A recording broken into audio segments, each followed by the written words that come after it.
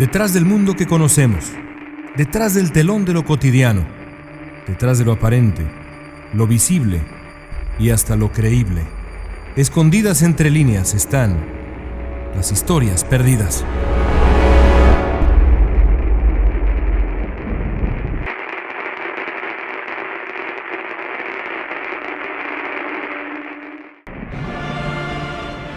Como lo comprobó de manera sorpresiva y aterradora el mundo entero en la gran pandemia del coronavirus del año 2020, hay pocos fenómenos más aterradores que el contagio generalizado de una enfermedad agresiva y fatal. La humanidad ha atravesado por una larga lista de epidemias mortales que han dejado huella, cada una a su brutal manera, sobre la faz de la Tierra. Apenas hace unas décadas, en los años 80, la epidemia del VIH-Sida le costó la vida a más de 30 millones de seres humanos. Entre el siglo XIX y el siglo XX, un brote explosivo de cólera mató a millones también. En 1918, la terrible pandemia de la influenza española le quitó la vida a alrededor de 50 millones de personas. Pero si el miedo en el mundo moderno ha sido grande, el del mundo antiguo debe haber sido mucho peor. Los hombres de aquella época veían sus cuerpos y los de sus seres queridos devastados por un enemigo invisible e inexplicable. Hace 1500 años, en el año 550 después de Cristo, una epidemia de peste bubónica hundió a la legendaria ciudad de Constantinopla y buena parte del mundo mediterráneo en la desolación más absoluta, poniendo punto final al legado extraordinario de lo que alguna vez fue el Imperio Romano. Se calcula que en su momento más duro, la epidemia del siglo VI mataba a más de 5.000 personas cada día, allá en la hermosa Constantinopla. Toda esa muerte sin explicación. Los seres humanos de aquellos años no podían saber qué y por qué los estaba aniquilando sin clemencia alguna. Debió haber sido horrendo. Pero nada se compara con la epidemia que estuvo cerca de acabar con la civilización tal y como la conocemos. Lo más cerca que ha estado el género humano de perder la batalla contra esos enemigos invisibles y aterradores que habitan en el mundo microscópico. El desastre ocurrió en pleno siglo XIV, cuando la humanidad comenzaba a abrir los ojos a la belleza del Renacimiento y la Edad Media empezaba a quedar atrás poco a poco. Coincidió también con una de las más notables épocas de expansión marítima y comercial, un siglo después de la osadía del gran navegante Marco Polo, cuando las civilizaciones empezaban a encontrarse unas con otras, cuando el vasto continente americano esperaba ya, a la vuelta del mundo, apenas décadas después. Sucedió en los barcos y en los puertos, propagada por las ratas que iban y venían, testigos constantes y mudos de la ambición humana. Fue la peste negra, la pandemia más terrible que ha tenido que enfrentar la humanidad.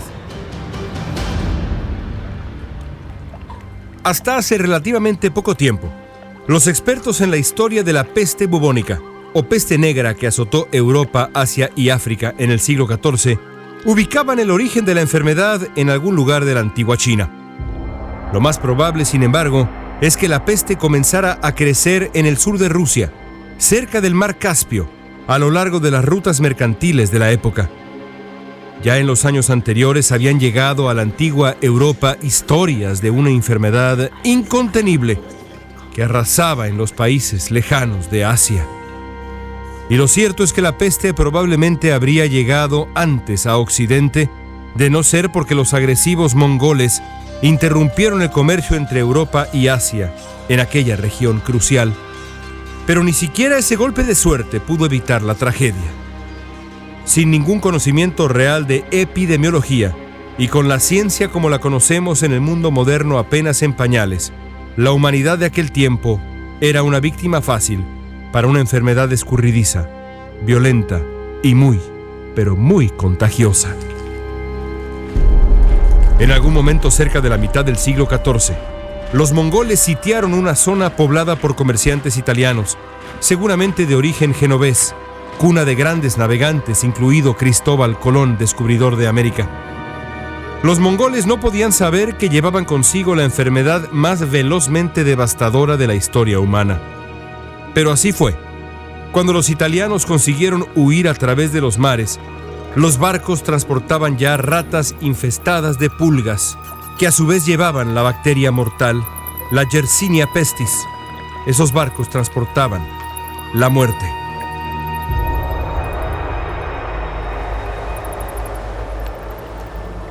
La enfermedad se extendió muy rápidamente, primero en los puertos del mundo antiguo, a los que llegaban barcos que al encallar abrían la puerta a los roedores portadores de la bacteria. La peste tocó tierra italiana cerca de la mitad del siglo XIV, en Sicilia, hasta donde llegaron barcos infestados de ratas y de marineros enfermos, rodeados a su vez de cadáveres corroídos por la enfermedad brutal. Aunque los sicilianos trataron de cerrarle la puerta a esos barcos, el contagio ya había comenzado. La peste devastó la isla mediterránea sin clemencia alguna. En nuestro tiempo, alguien quizá habría detectado a buena hora que el origen del contagio masivo de esa enfermedad eran los barcos, que se movían de un puerto a otro con impunidad e ignorancia absoluta. Pero el mundo del siglo XIV no tiene nada que ver con el mundo del siglo XXI. Nada. En aquella época, nadie advirtió nada, sino hasta que fue demasiado tarde. Después de Sicilia, la enfermedad brincó hacia la Italia continental en el año 1348. Sería el principio de una época horrenda, como no ha habido otra en la historia humana. Desvalidos ante la ferocidad del mal, los antiguos europeos no advertían otra salida más que rezar. Les sirvió de muy poco. Durante ese fatídico 1348 y buena parte de los años siguientes, la peste bubónica aprovechó la actividad en los puertos más saturados de la época, como Marsella, Génova o Venecia, y arrasó de esa manera con Italia y Francia, para luego arruinar casi por completo también a España, Alemania, Inglaterra y cualquier sitio expuesto al comercio. Ni África ni Asia se salvaron. Con los barcos llegaban ratas, con las ratas llegaba la peste, y con la peste, la muerte. Las primeras muertes deben haber tomado por sorpresa a un mundo muy poco preparado para un horror de ese calibre. Al principio, los síntomas deben haber parecido similares a otras enfermedades mucho menos alarmantes: fiebre, vómito, dolor corporal.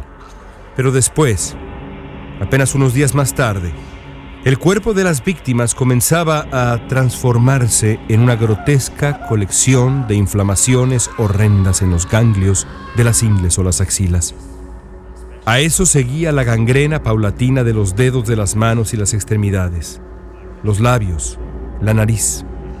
Manchas negras de todo tamaño aparecían en la piel, burbujas de putrefacción de las que salían líquidos que esparcían la enfermedad, además de un olor repugnante. El enfermo, sacudido por fiebres terribles y con dificultad para respirar, literalmente se descomponía hasta morir. Muy pocos lograban sobrevivir más de 7 días después del contagio.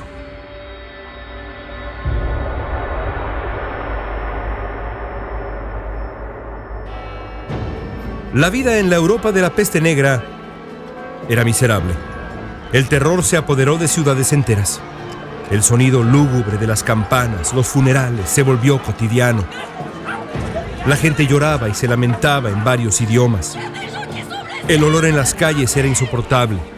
La descomposición de los cuerpos era tan severa y violenta que la población comenzó a recurrir a máscaras para tratar de evitarlo. Los muertos eran tantos que los cadáveres se apilaban en las calles, sin nadie que les diera sepultura. Mucha gente trató de huir. Abandonaron sus hogares, sus poblados, todas sus posesiones. De poco les sirvió buscar refugio en el campo porque la enfermedad afectó también a los animales de granja. La bacteria aquella conspiraba contra todo lo bueno, humano o no. Los enfermos se convirtieron en parias sin remedio, eran vistos como seres malditos, transmisores de una muerte segura y dolorosa. Los vínculos familiares se rompieron. Los testimonios de la época dan fe de la fractura del tejido social más esencial. Los hermanos abandonaban a los hermanos y los padres desconocían a sus hijos, así recuerdan testigos. Las calles de las grandes ciudades como Londres se volvieron desiertos auténticos. Algunos comenzaron a confiar en tradiciones o supersticiones para tratar de ahuyentar a la muerte. No era fácil. La gente se refugió, antes que nada, en la fe. Algunos se flagelaban para sufrir lo que había vivido Jesucristo, con la esperanza de que la sublimación diera paso a una inmunidad casi mística, o al menos a la salvación después de sucumbir a la enfermedad. Los médicos de la época, más aprendices de mago que verdaderos científicos, vestían largos trajes oscuros que le llegaban a los tobillos, con máscaras con narices puntiagudas y protuberantes, repletas a su vez de hierbas aromáticas para tratar de evitar el olor terrible, y con el olor quizá el contagio. Todo lo que intentaron para combatir la enfermedad parecería risible hoy. Tomar vinagre, untar cebolla, usar restos de animales en las zonas inflamadas, practicar la sangría con sanguijuelas para extraer la supuesta sangre enferma. Ninguna de estas medidas que hoy parecen una locura realmente dio resultado. En muchos sentidos, era como si los antiguos médicos del siglo XIV trataran de cazar una bacteria microscópica a palos. Una misión imposible. Al final, después de al menos 3 años de devastación sin comparación alguna, la peste bubónica o peste negra acabó con la vida de al menos 50 millones de seres humanos solo en Europa. Algunos cálculos estiman que la enfermedad mató a 200 millones en el mundo, 1/3 de toda la raza humana. Al final, la macabra unión de las ratas y las pulgas portadoras de Yersinia pestis acabó con el 60% de la población europea. La mitad de la gente en París murió, lo mismo que al menos 8 de cada 10 habitantes de la extraordinaria ciudad de Florencia. Londres sepultó 200 personas por día, un número enorme para aquel tiempo y cualquier otro. Varias casas reales de Europa vieron fallecer familiares. Los muertos fueron tantos que millones no alcanzaron una sepultura digna. Sus cuerpos aventados a una fosa común, tapados con tierra, a su vez cubierta por una nueva capa de cadáveres al día siguiente.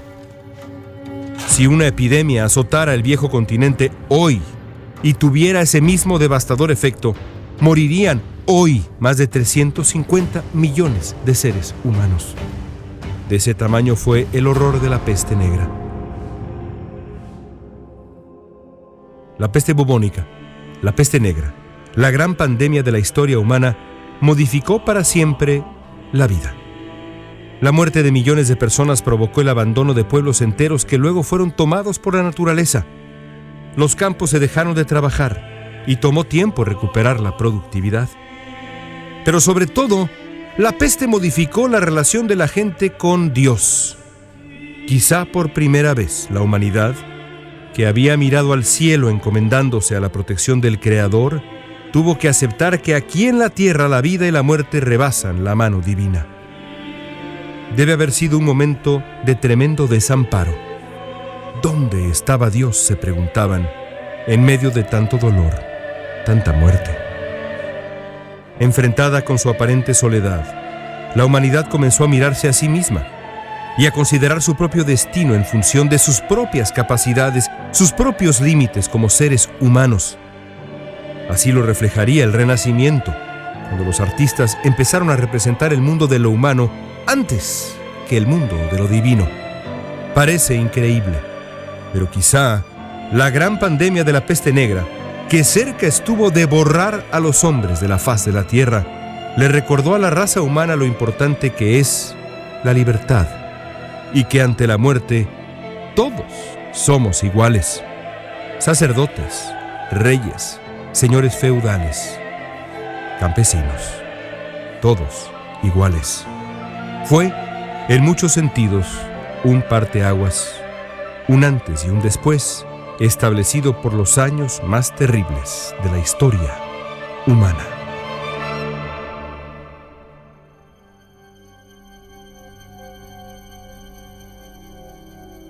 Esto fue Historias Perdidas. Escrito y narrado por León Krause. Editado por Guillermo Espinosa y Jorge Farías. Producido en Clio por Daniel Krause.